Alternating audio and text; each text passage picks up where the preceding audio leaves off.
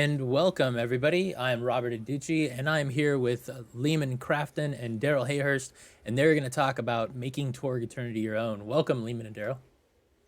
Hi, thanks for having us.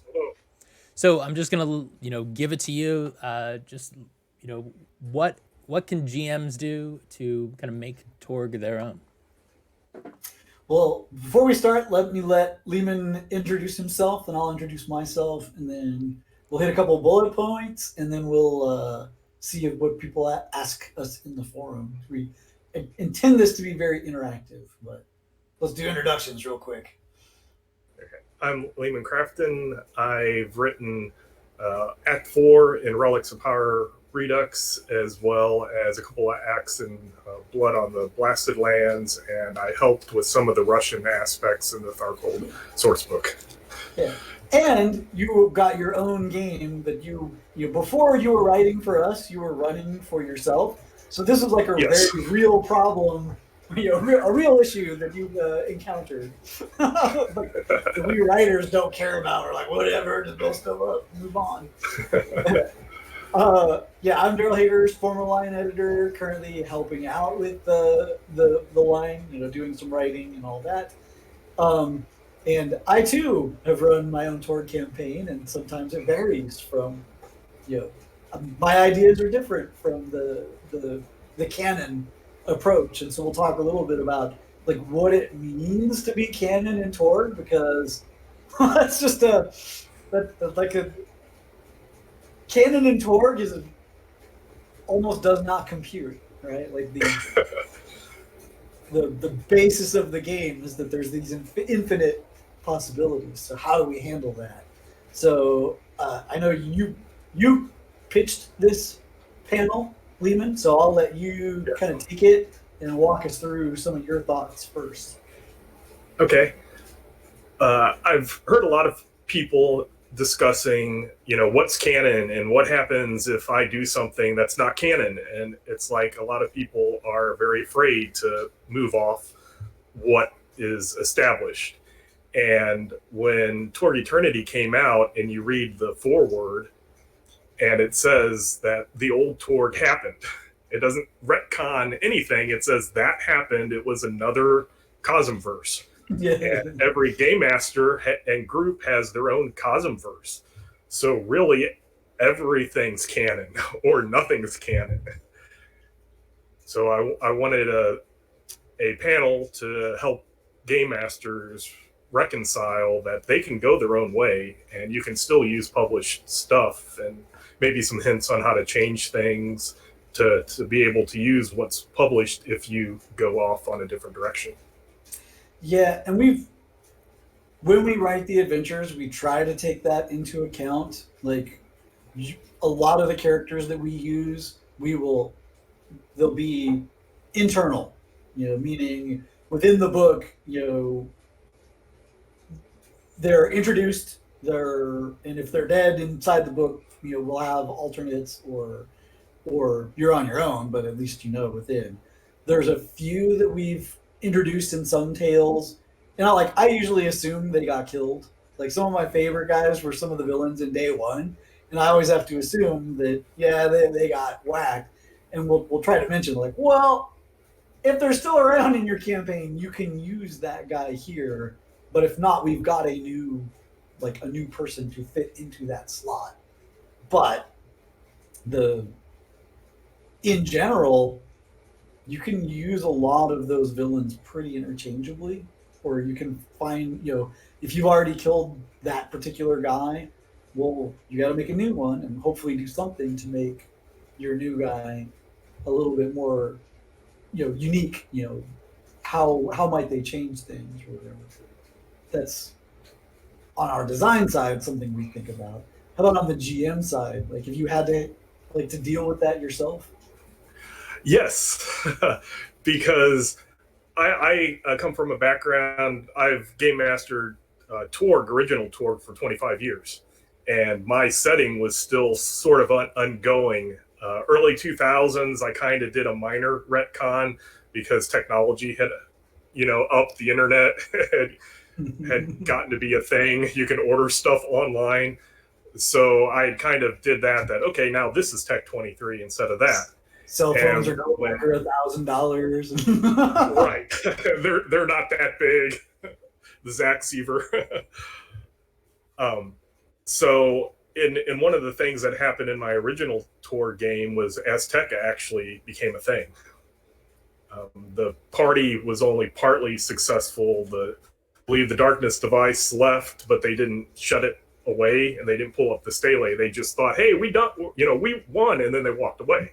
So two months later, it comes back and it has a new High Lord, and boom.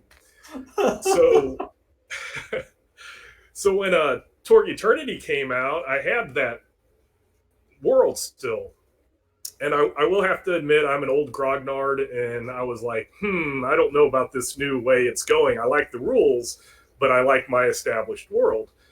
So the God Box came out, and one of the places, and I don't think it's too much of a spoiler because spoil everything. Yeah, spoil it all. In the God Box, the last big act is in Chichen Itza in Mexico, which was in my Azteca. Yeah. How do I reconcile this? This is a completely different thing. So I sat and thought that the God Box, instead of going against Lanala and entrapping her, it would, and I'll probably butcher the pronunciation of the updated darkness device of Azteca, Huitzilopochtli. Closer than I can try. The darkness device was supposedly acting as a god in the old Torg mythos, and so I was like the God Boxes to trap him, and Barak Ka would gain all of Azteca. So that gave the Storm Knights the drive to why we are going to go up against Barak Ka, because it's better to have two smaller High Lords than one bigger one. So I had to change the whole that whole section, but I still was able to use a lot of the adventure. Right. Yeah, that's awesome. Yeah, like in the encounters still flow and all the motivations still kind of align. That's great. That's really cool. I'm gonna look here. So just a couple of comments. You can't just kill the Hooded Cobra. Yeah, you can. But so Nile Empire is like the safest one for all of these, because that's the one where it's like, oh yeah, you can kill those guys left and right, and they're coming back. Like that's baked into the rules that they'll be back.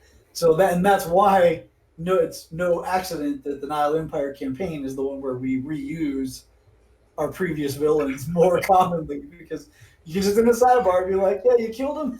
Too bad. How that's gonna work out. And they'll be back. I think one thing we should mention, and just like off the top, Torg is meant to be owned by you, the game master. That we have our meta story and we have these elements that we throw out there, but all of them, it's like a buffet, right? Like take what you want, leave the rest. And we assume people will do that. And it's kind of interesting as a designer, it's easy to forget that a lot of people don't feel comfortable, like unless they're given express permission to make it their own. And that was one of the reasons I thought this was a great idea for a panel, was to reiterate to people, absolutely, it's yours. It is your Cosmverse. Get rid of half the High Lords if you want to, but that's fine. It's going to make it hard, because, oh man, we got these adventures like you experienced. Like, it happened a different way in my world. Now, how do I, make that happen? But as a writer, I find that's the most fun that I have, is trying to build a bridge between two completely like broken continuities and say, no, this works. And that bridge creates this really, really cool new story, like an element that wasn't there before. And it feels like it was right. Like if your players had no idea, if they hadn't read the God Box, they'd be like, wow, it's really cool that, they thought Azteca was here. Da, da, da, da, da. You're brilliant, you know. I love that stuff. It's my example of that that I ended up having to do. So Pan Pacifica was created before I came on board. The new version of Pan Pacifica was made before I came on board, and it's got the contagion. And later on, we, you know, with Burden of Glory, we said, oh, we're going to bring like the Akashians in. Like, if you make a certain choice and we ignore the Akashians forever, like that's fine. Like if no one cares about the space gods, we'll let them rest and we'll move on in the game without them. But people really missed them and wanted them back in. So it's like, okay, well, the biggest element for the Akashian storyline was the Komagaz. You know, the virus that expands out, a psionic virus. And it's like, well, can we take that element, because we've kind of already got that. Like we've done it in Pan Pacifica. Like we have a pandemic. It doesn't make sense to have two. And so I started thinking, well, maybe they're the same thing. Can I retcon this in my own mind? It's not a retcon when I do it because it hasn't been published yet, right? But here's the behind the scenes peek under the hood. Like it was a retcon that the Contagion originally was not the Komagaz. And I was like, but what can we do to make it the Komagaz? And that's where our whole element came in, where what if the Gaunt Man takes these things from the Akashians? You know, they've got these biotechnological trees. Like, it made sense. Like, this could be the base for where Nightmare Trees came from, where even Gospok came from, because they've always got that weird bio plant thing going for them, which doesn't quite jive with Aurora as we know it. So it's like maybe this is an explanation for all of this. So once we tied that in, and we also knew that the Godman, the elves did something horrible, and so like, okay, well, cool, like let's tie all that in together. These are all elements that didn't necessarily exist as part of the same storyline when we first came up with them, but by trying to fill this continuity gap, we're like, oh, how do we make this work? I want the Komagaz to be the Contagion.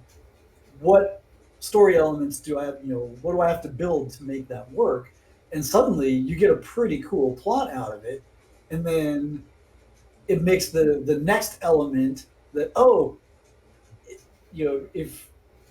if the Contagion is the Komagaz, then the undead, they should be psychically connected, and that's why they've got that horde ability where their damage starts stacking up.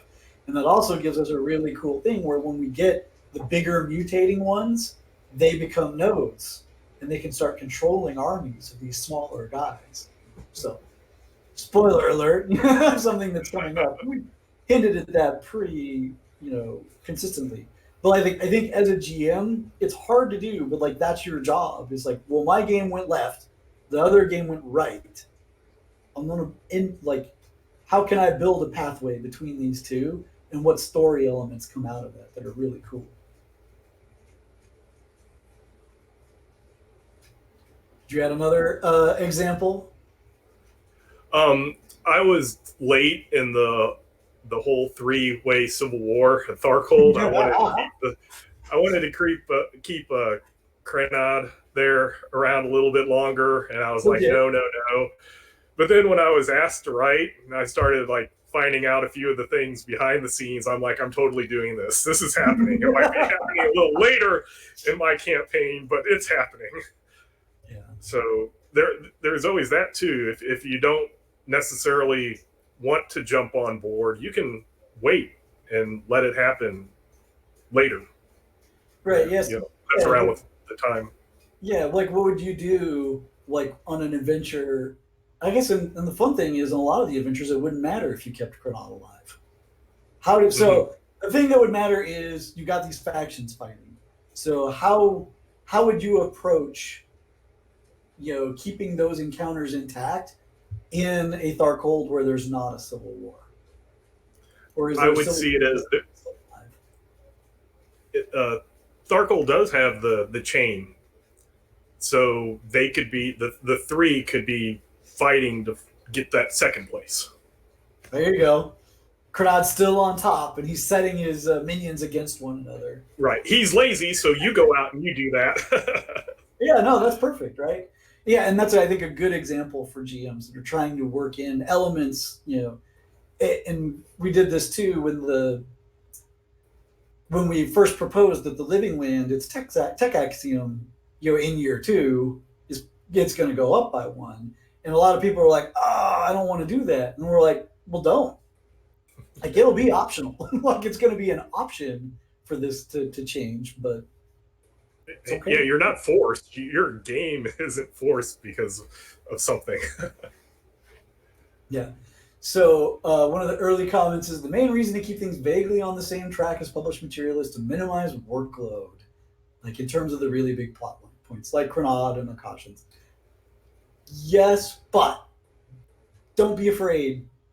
Like, it does make you a little bit more work, but there's advantages to going your own way. That ownership that you get over it, it makes a much more customized game for you and your players. Let's see here. Talk about designing missions for people who love the source inspirations for Torg. So and since you were working on designing some missions for us for Tharkold, what were some of your source inspirations that you go to? Mine was because I've been to Russia and Ukraine and have spent time there. I at least write Russian daily. I have friends in Russia. They speak and write to me in English, and I write and speak to them in Russian. So it's kind of funny. So I always try to bring, if not a place I've actually been, that culture and stuff that I know into it. So on the Blood on the Blasted Land, I was in Kiev for about a month, about 13 years ago, and I kind of just sat there and closed my eyes and kind of went back to places I had went to and brought those real world places kind of to life in a Torg Eternity adventure. Well, we were certainly happy to have you. And it let me take some risks, because like I was going to be writing for this one, but I'm not Russian. Like, I don't know that much about it, but for attempting to write it, what I was going for, like, in my mind, Russian cynicism comes down to, everyone's always complaining about, like, oh, 2020 is horrible, like all this stuff, and I'm like, yeah, it's been 2020 for like 100 years or more in Russia, and they're just over it. I'm like, that's just that. And when you said, yeah, no, I think you got that about right, I'm like, okay, cool. I read the source book and I was like, this person had to have been in Russia. Especially the whole Delphi Council having to go through all the red tape with President Volkov to get your visas and stuff. I had to go through that type of stuff. And coming back was worse. The first time, Ukraine was easy. It's like, hi, tourist, bye. Russia, they're looking at you, looking at the passport, looking at you, looking at the visa, looking at you, and they give you this little thing that you like. It used to be 3 days. Now at least you get a week. 3 days, you sit down in a city. You have to go to either a police station or a post office, and you're saying, I'm here at this hotel or at this residence.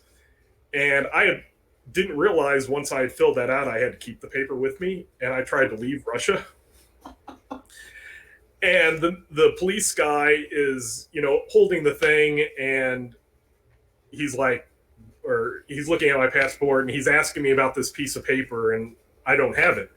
So if you've ever seen the movie where they go into like the dark underground area where the pipes are above, and they get to the steel door and the little window opens and the guy behind it, in the airport in Nizhny Novgorod, they have that police station under that. And I get there, and they're talking, and the guy's like, etoploha. And it's like that, it means this is bad. And I was like, he said this is bad. That's not good. And that was the last Russian I understood. My mind went completely blank. So when I'm writing Tharkold, that's the type of stuff I'm trying to, get out. Maybe not that specific instance, but that feeling of I want the characters to kind of think, have this fear when they're doing that. I did make it back all right. Thank goodness, right? That's awesome. So one of the comments up thread, and I'm catching up on the comments, everyone, sorry, was that as the Storm Knights get more powerful, as they go up in clearance levels, this is something that comes up more and more.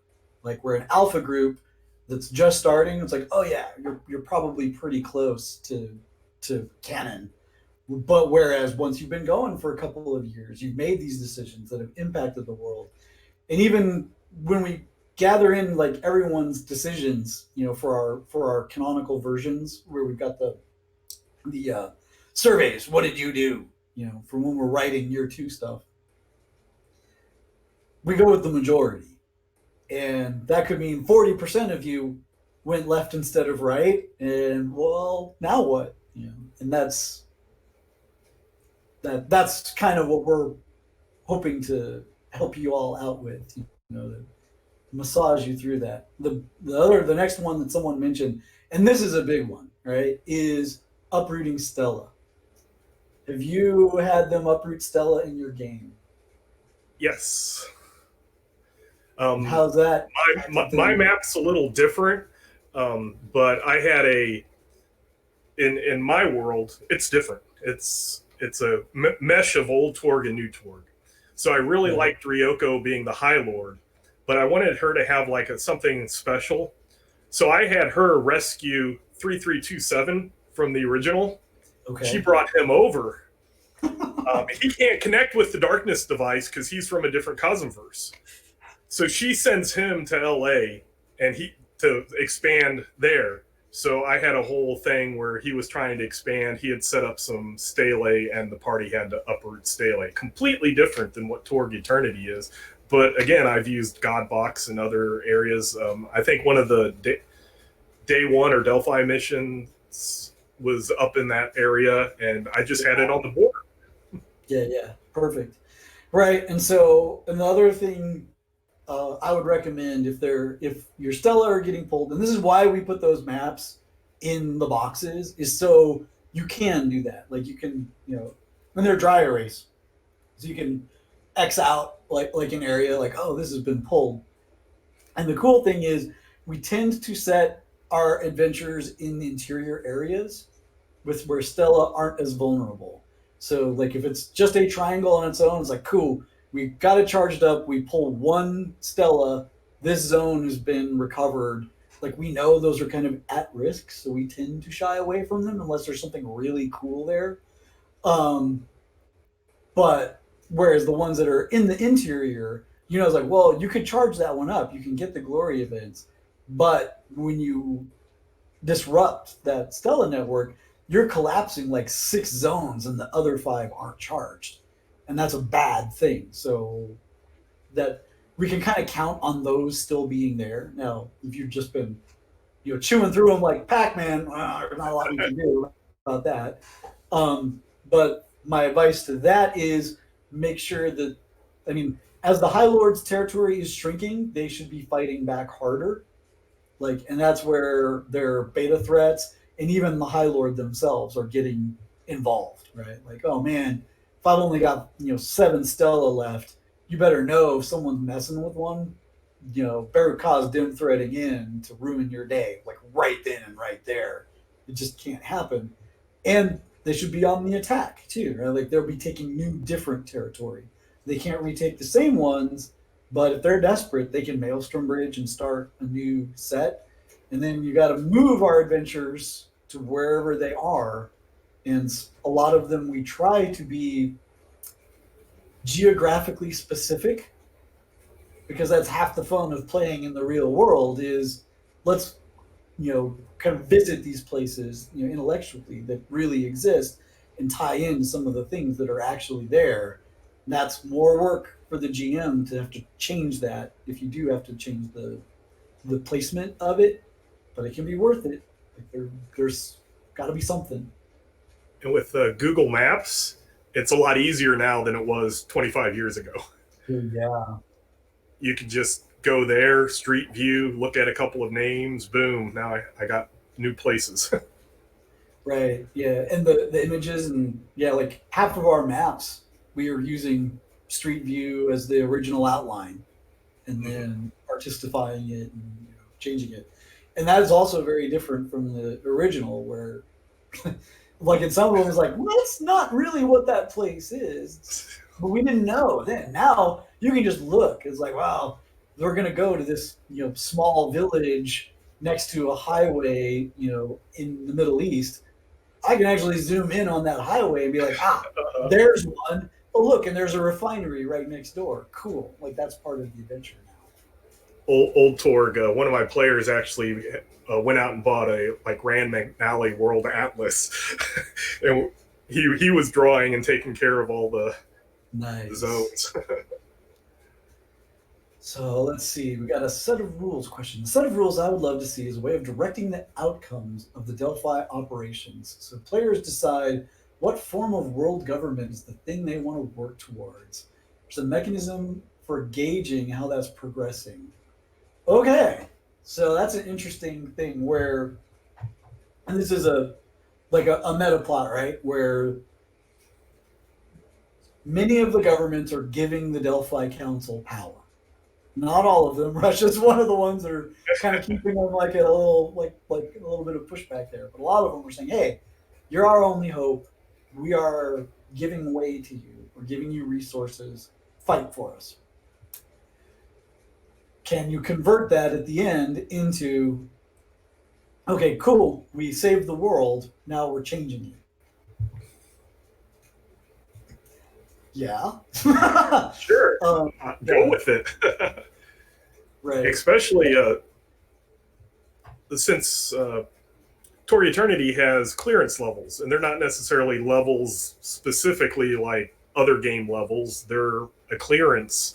And the higher you get in clearance, the more authority you have. So you get to the top, and you would have the ability to change government types.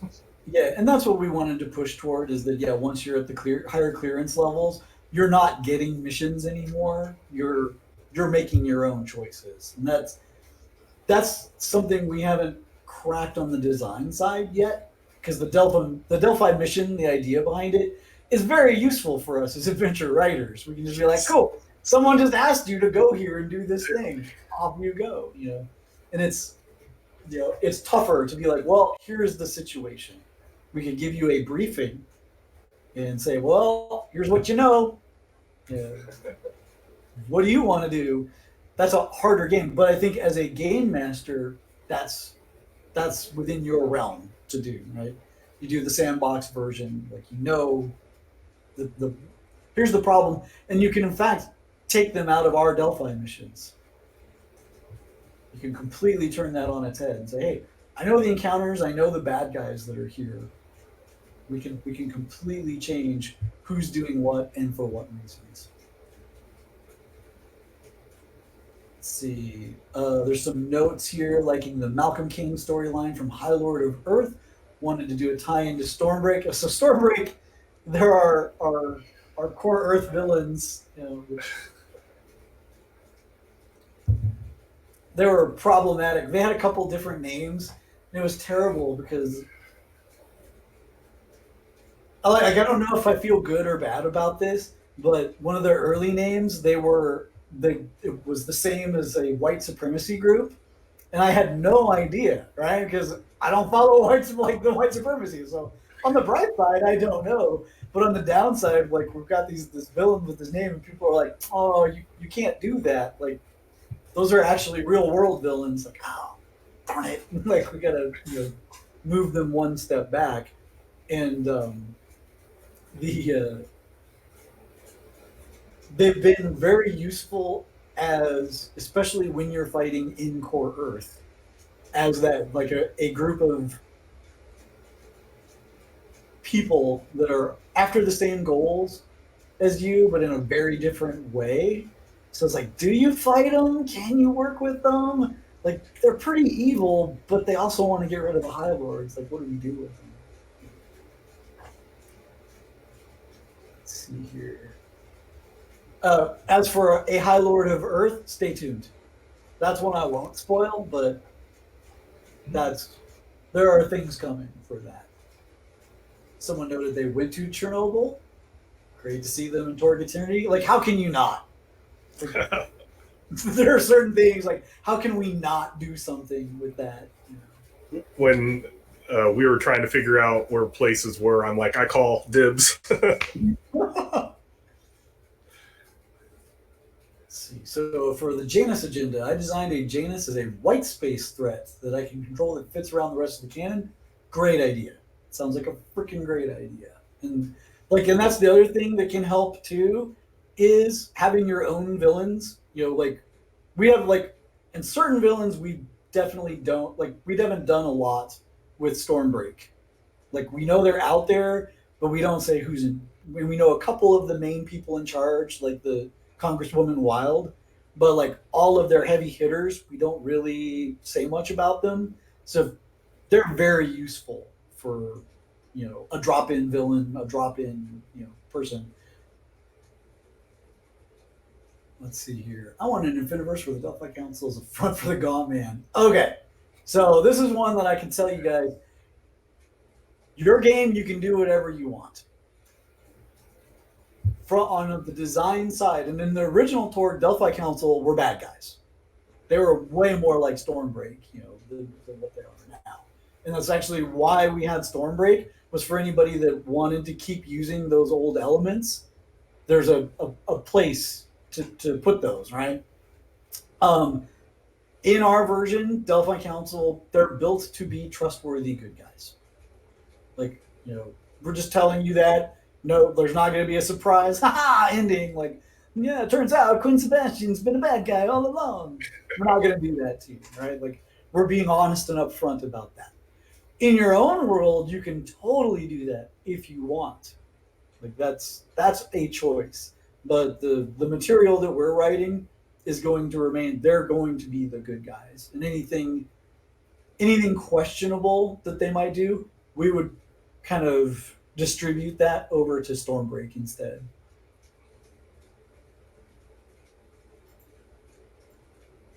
Let's see here. If you've got some more of your bullet points while I'm reading through questions, if you want to, or have you already? There are ways to take baby steps first. If you're not comfortable with going off, completely in a tangent. Instead of pulling up a stele, maybe you're having your Storm Knights prevent a stele from being placed and activated. That's always a nice thing, because if they're Storm Knights, they're doing a good job, then they'll prevent that, and then nothing at the end really changes canon-wise. Things like that. So you can always do the smaller type things. And I like your thoughts on the adventures taking place kind of in the core areas of the realm. So if outer ones fall or get added to, it doesn't change everything right away. Right. And because you got some padding. If you've got to charge up 5 or 6 zones before you can pull one Stella, you're like, all right, we've got a little bit of time here. And you also know that the High Lord can defend that one. It's they just charged up 6 zones. They're going for that middle Stella, and I need to defend it with everything I've got. But and the exception is when there's a really exciting place. If Chernobyl's right on the edge, we're going there, right? There's no other Chernobyl, so if it got switched, you're in trouble. We gotta do some dancing here. But some of these adventures can work just fine in Core Earth with agents from the High Lords, now working in Core Earth trying to do what they were doing before. It's just a lot harder on them. Let's see here. We need an official Google Map update. Yeah, we do. And that one's on me, everyone. So one of the things that we've got, so Deanna built the original maps, and the way she ended up doing them was cosm by cosm. And so for year one, I took all the metadata and I combined it into a text file, so I could rewrite it and re-upload it into the Google Earth with all 7 in one file, so we could share that out with people. And we did that, and that worked. Cool. So they're all on the same layer rather than 7 different layers. So there's also a maximum number of layers that you can have on one of those Google maps. And what we want to do, and I have not had the time to do, is we've got one of the different layers for day one, and we've got one with all the different layers for year one. It's a lot, it's some work, right? But I've got to do that same process, but add those as different layers in that one map. So then you can switch layers and go, day one it looks like this, day 30 it looks like this, day 360 it looks like this, and flip between them. And that'll be a very nice base for the users to then copy out and be able to pull their own Stella or add their own new ones from there as a base. That is on the docket. It has not been my priority in years, so sorry everyone. Like that is something I have not forgotten about. It will not happen soon because it is pretty work intensive, but hopefully by the time we get to year 2, we'll have that. Let's see here.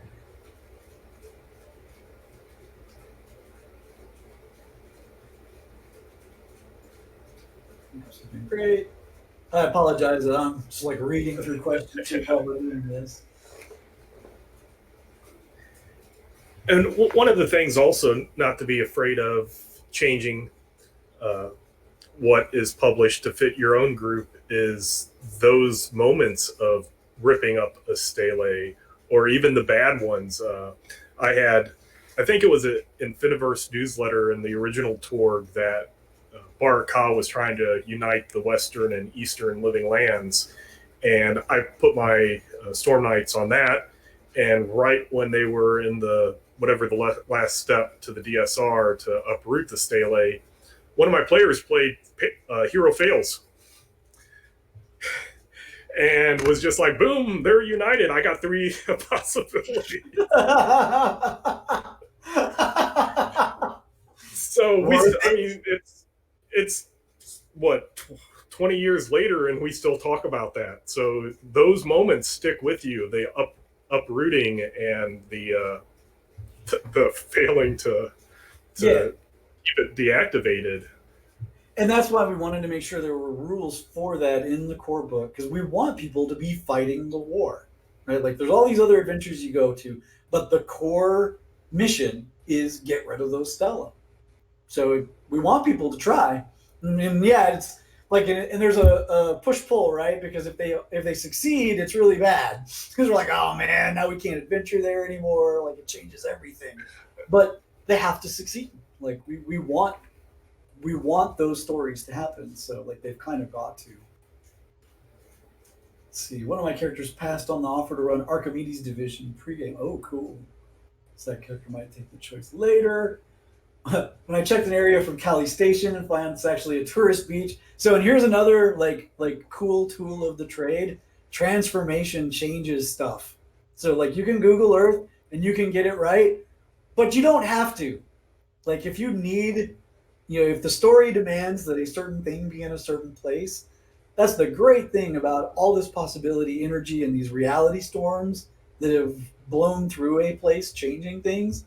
Suddenly it doesn't have to match up anymore. Like the shorelines are different. And this is why we also intentionally leave reality storms very vague, because almost anything can happen in them. And that can solve some of your continuity problems too. It's like, wait, we went here 30 days ago and it wasn't like this. Reality storm. Things changed. Let's see. So one of the comments, I solved this in my game by having 45 characters among my 5 players. Wow. And they get 1 character to be on the Delphi Council. That group of 5 members decide which of their other characters go on missions. That's really cool. That's really, It's like a really layer of a layer in games. yeah. Let's see. Guide to creature threat creation. Ooh, this is a good question. So, because Hmm. you're doing your own thing, you're on your own, you can't use the book, you got to do something on the fly. So, first rule for creating critters is they intentionally do not have to follow the same character creation rules that heroes do. And this was funny because when I was a younger gamer, that would irritate me. But now that I am an older, lazy gamer, I am so relieved about that. And that was a mandate that came from Shane Hensley in Savage Worlds, works the same way. And we want the grammar to be the same between the heroes and the villains, but like the prerequisites and all that does not matter in terms of I want this guy to be able to do this, but he's got to have 4 ads and he doesn't. Doesn't matter. He's got the thing. Let him do it. And boy, that takes a load off when you're a GM, and you can then design your threats for effect rather than for cause. Which is, I know what I want them to do in this scene. I need a dangerous melee threat, or something strange, and I want it to be ethereal. What can I add on to it that's going to make this an interesting encounter? Do the story beat first, and then throw in the numbers that are going to make that thing real, like in Torg terms. I tend to, if I'm building for a group, I think I've mentioned this before, if I'm weighting it for my players, I weight not by their power level as much as their card playability. Like if they're experienced with the action pool, I'm gonna their the villain number stats are gonna be 2 or 3 better than the group average, or not the group high, the group average. And if their card play is not as strong, it's going to be like 0 or 1% over the average. And then there'll be variation within that of what the thing is good at versus not so good at. And that's usually a +3 to -3 spread if you're looking for like numbers, the numberology. But it's very much more an art than anything else. Like what feels right. And what I tell people all the time is do not worry about making a villain that is too tough. If your players can survive 3 rounds, the action pool is gonna let them win. Practically no matter what those numbers are. All right, let's see here. Mr. Gunning, is it possible to watch it later in Twitch? Yes, all of these panels are being recorded. They will all be available on the YouTube channel afterwards. And I believe you can rewatch on Twitch. I'm not as experienced with Twitch. Oh yeah, never mind. Ulysses International answered. Great thing. Let's see. And reskinning always. Go ahead. Reskinning. I do that a lot in my own games. If I'm short on time, I might just think, what is something similar to this? Okay, here's the base stats, and maybe I'll add or take away some special traits. Yep. For something quick on the fly. And that ties into one of the other questions, which is using alpha content for a beta group. And like I said before, the perks are my go-to for changing that up, especially like well-chosen ones. And for example, adding Vengeful to the guy with 4 wounds, that makes him really, really dangerous. I mean, that up means they are going to murder whoever did a wound to them. And that changes some things. Or adding Whirlwind to a very strong, melee villain, and you get them in the middle of the group, and they just start mowing stuff down. And some of the special abilities that, like the Insidious and things like that, they will really make a villain a handful. So I think the most dangerous fight I ever ran, and like I knew it would be dangerous, but I didn't quite realize how dangerous, was Jezreel, because she's got a special ability that lets her go both before and after the hero line. So your villains go before, she goes, if heroes go first, she goes before the heroes, then the heroes go, then she goes again when the rest of the villains go.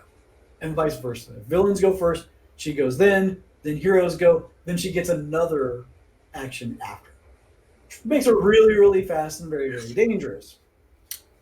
In addition, she's got, I think it's Insidious is the one where when she successfully does an approved action, it steals cards from the action pool. And that was brutal because people couldn't get actions, they couldn't build up their action pool. And like I was saying, like, oh, if you can build up 3 cards in your action pool, you can win any fight. Well, they couldn't because she just blew up their pool every round. And everyone's looking around like, we are gonna die. Like, this is super bad, you know. Like, it required some critical moment and like just exactly the right, you know, or whatever. And so like little things like that can make what would be an otherwise manageable fight. Like her stats are good, but nothing a group of beta characters wouldn't normally be able to handle. But that combination of those two abilities made her super, super rough. And it's like that for all your villains. So the thing I don't recommend is just throwing lots and lots of dudes at them, because that can get boring. Like, you know, it's like, oh wow, we fight 50 Nile guys instead of 30. Okay. Add a lieutenant. Yeah, exactly. A possibility rated lieutenant. Exactly. Like, and some of the, especially, or a stormer, because the great thing about adding stormers in is since they're from, like, they tend to be from core Earth, they can have negation. And a stormer with negation can really ruin your day. Like, it should not be underestimated. It's like, oh, cool, I'll just spend for this. Like, no, you won't. And it's just like that whole plan just collapses at that point. Is Project Doppelganger a real canon thing? I don't remember Project Doppelganger. I want to claim plausible deniability on that for the moment. Let's see here. Yeah, max layers is why. That's Deanna, like, talking about this. Oh, I'm way behind on the comments. We got 3 minutes. Let's do Leamon, any final pieces of advice and words while I scan through here and try and get big questions that we didn't get to yet. Mainly, what the whole topic is don't be afraid that you're forced to be canon, because canon is every game master, every group is their own Cosmverse. If you're fearful of it, take small steps, and soon you'll be letting your Storm Knights just run rampage all over your world, and it brings out the best stories for years to come. Cool. Yep, and mine is break it. Like, that's my instinct is always first break it and then fix it, because fixing it is a hell of a story. So the worst case scenario is you gotta look back, you gotta rewind with your players. The great thing about Torg is, like, that's built into the physics of it. You know, depending on the Cosm, like, you can afford to do that. I would almost never rewind. I would always like, well, the interesting story is playing it the way that it went. And there's a little bit of extra work, sometimes a lot of extra work, but man, that makes a much better story. It's a good payoff. Yeah, it is. And it will also let your players feel like they're impacting the war, because they are. Right? It's like, oh, and that can be a fun, don't be afraid of the meta conversation afterwards. You know, like, oh man, you guys went way off the rails. Let them know, because it's fun to know that, like, oh yeah, we broke everything. We did exactly the thing that they never expected. You know. Is that really Darrell denying knowledge of Project Doppelganger? Yeah. Uh-huh. Is this a conspiracy thing? What's going on here? Locked in are my go-to for Dino Attack. So yeah, like, just a few general things. Like, there's a couple of easy villains that if you need, like, if someone plays a weird card or you need a minute to, you know, catch your wits, catch up, Yes, a Tyrannosaurus Rex never fails. You know, and almost all of the realms have someone like that. In Cyber Papacy, it's a host. In Darkhold, it's a techno demon. You know, it's like when they show up, it's like, oh wait, these guys are around. They're doing their own thing. It doesn't even have to be plot related. What do we do about that? You know, you develop the Stormbreakers organizations. Da, da, da, da, da, da. So, and I was mentioning this earlier. We have specifically left the Stormbreakers very open. Like we'll probably say more about them in the Core Earth book in year 2, but that is one of the places that we want to leave room for people to do their own thing, because it does help. It builds those bridges and fills those gaps. Like, oh man, in my version, Delphi Council was evil. Like, well, cool. Just steal all those plots from the Stormbreakers, and now that's just the Delphi Council doing it. All right, folks, we're about 10 minutes to our next show, which is going to be The Dark Eye, Past, Present, and Future with Tayo. So thank you, Leamon and Darrell, for talking about making Torg Eternity your own. Yeah, and thank you all for showing up and listening to us. And Darrell will be back at 6 o'clock Pacific, where he's going to talk about Torg, What Were You Thinking, with Deanna, Greg, Ross, and Shane. So if you are a Torg fan, you definitely don't want to miss that one. And you know, yeah, this is the one that says, because yeah, where Shane made a lot of interesting decisions early on, you know, both mechanically and plot wise, and also Ross was there at the beginning, and so like I'm kind of like the straggler that came in and messed stuff up later. So there'll be some interesting questions that hopefully you guys ask, but I've got some questions on a few of them that I'll be able to ask on that panel. Nice. Well, hopefully we'll see you there, and stick around for, again, 10 more minutes. We've got The Dark Eye, Past, Present, and Future with Tayo. Thanks, everybody. Thank you, everyone. Bye.